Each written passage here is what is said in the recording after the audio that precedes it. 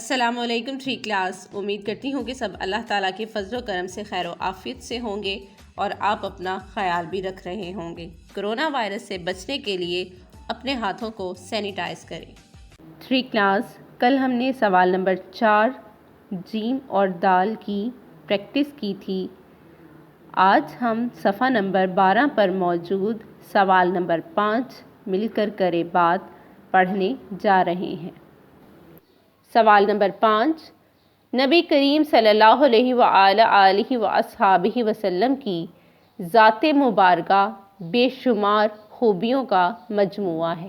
مجموعہ کہتے ہیں اکٹھا ہونے کو، کہ آپ صلی اللہ علیہ وآلہ وآصحابہ وسلم کی ذات مبارک میں بے شمار خوبیاں موجود ہیں۔ ذیل میں نبی کریم صلی اللہ علیہ وآلہ وآصحابہ وسلم کی جو خوبیاں بیان ہوئی ہیں، ان میں سے کون سی خوبیاں آپ میں موجود ہیں اور کون سی خوبیاں آپ اپنانا چاہتے ہیں، یعنی کہ آپ اپنا جائزہ لیں گے اور بتائیں گے کہ آپ میں کون سی خوبیاں موجود ہیں اور ایسی کون سی خوبیاں ہیں جنہیں آپ اپنی زندگی میں لانا چاہتے ہیں۔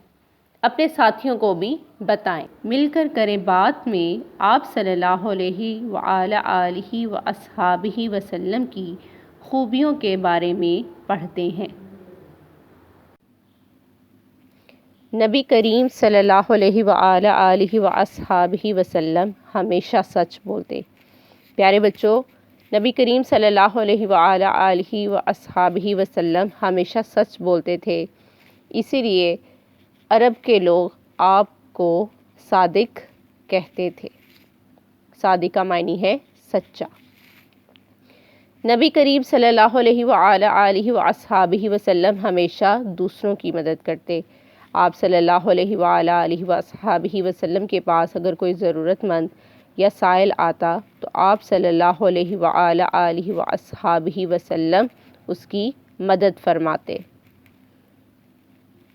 نیکسٹ دیکھیں کلاس، نبی کریم صلی اللہ علیہ وآلہ وآصحابہ وسلم امانتوں کی حفاظت فرماتے۔ آپ صلی اللہ علیہ وآلہ وآصحابہ وسلم بہت امانت دار تھے۔ اگر کوئی شخص آپ کے پاس اپنی چیز رکھواتا تو آپ اس کی امانت کی حفاظت فرماتے، اسی لیے آپ کو امین بھی کہا جاتا ہے۔ نبی کریم صلی اللہ علیہ وآلہ وآصحابہ وسلم وعدہ پورا کرتے۔ آپ صلی اللہ علیہ وآلہ وآصحابہ وسلم جو بھی وعدہ کرتے اسے ہمیشہ پورا کرتے۔ نبی کریم صلی اللہ علیہ وآلہ وآصحابہ وسلم ہمیشہ صاف ستھرے رہتے، یعنی کہ وہ صفائی کا بہت خیال رکھتے۔ نبی کریم صلی اللہ علیہ وآلہ وآصحابہ وسلم کسی کو تکلیف نہ پہنچاتے۔ نبی کریم صلی اللہ علیہ وآلہ وآصحابہ وسلم چھوٹوں سے شفقت اور بڑوں کا احترام کرتے۔ پیارے بچوں،